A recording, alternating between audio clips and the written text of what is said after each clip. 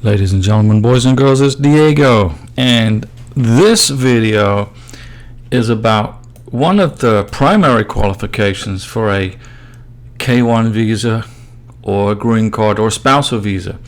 The U.S. citizen sponsor has to be domiciled or living in the United States of America. You got to be living in America permanently. Okay, now if you're living abroad temporarily, you could be on vacation with your fiance, for 3 or 4 months. Like I lived in Colombia for a long time on a Colombian visa, but I am still a domiciled American citizen living in the United States. So you got to take steps to prove that you are a permanent resident of America, and if you're living temporarily overseas, that's fine, but you got to prove it to immigration. So how do you do that? In order to prove that you are a permanent resident of the United States as a U.S. citizen, and you're only living temporarily overseas, you can prove this with your voting records in the United States of America. You're a registered voter. If you must have filed federal, state, and/or local tax returns. This shows your address where you live in the United States. U.S. income tax returns. Proof of property in the United States of America. The deed to your house or your apartment complex or wherever it is you live in America, you can prove that you own it or you live there or you rent from that particular location. Bank accounts in the United States of America with your U.S. address on the bank statements.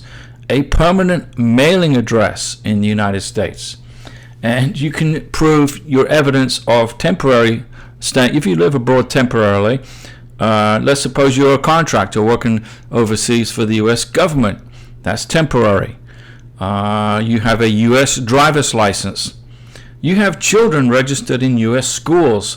And any relevant correspondence with U.S. institutions.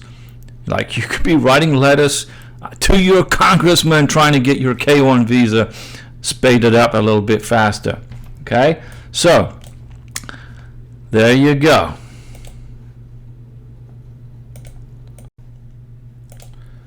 So if you're working overseas, if you've got a job overseas, let's suppose you're working as a contractor in Saudi Arabia or somewhere, you automatically claim domicile because of the nature of the employment. So if let's suppose you work for the U.S. government or the military, you're in the armed forces, U.S. Navy, like I served in the Navy. I was stationed in Italy for 3 years, in Sicily for 3 years, but I'm still a U.S. citizen domiciled in America.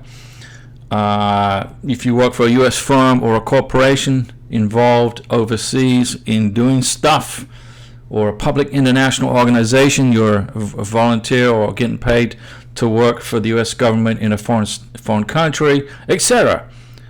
If you're employed overseas, and you can prove you are a domiciled in the United States of America, you can still qualify for the K-1 visa application.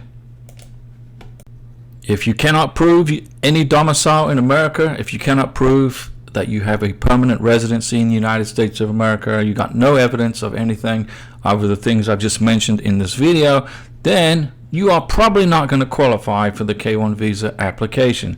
And my recommendation to you would be to return back to the United States, set up a domicile, restore your roots if you're in America, and wait at least a year, and then go ahead and apply for the K-1. I hope this video was useful, and don't forget I have a live stream with my beautiful wife Karina from Venezuela. Mondays I'm alone on the live stream usually, but Wednesdays and Saturdays at 6 p.m. Central Time is when we do the live stream.